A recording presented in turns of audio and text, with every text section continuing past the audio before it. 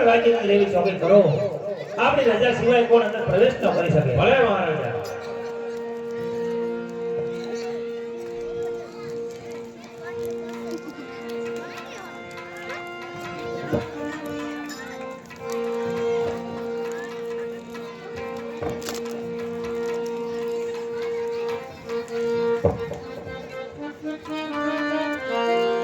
કે આજે હરે ખેલું ભલે પણ નિતારી આવી લરિયા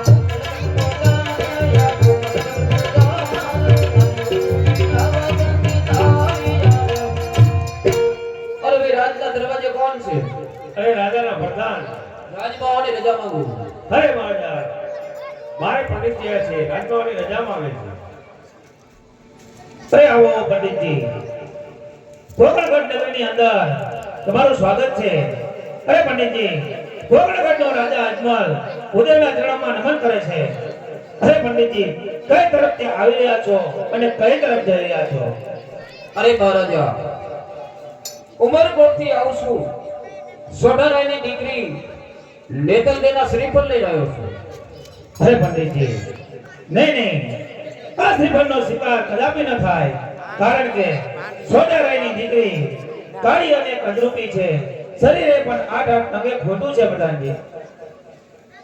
નહીં મહારાજા, આ તો તમારી સગુણા જેવી જ છે. અરે પ્રધાનજી, રાજમાંથી રામદેવને બોલાવો. આપણે પણ રામદેવની ઈચ્છા જાણવી રહી. ભલે મહારાજ.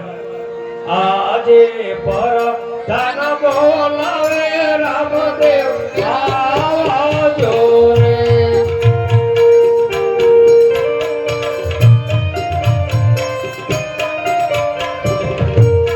આવજો રાજાને દરબાર રાજમાં કર્યું તમારું કામ.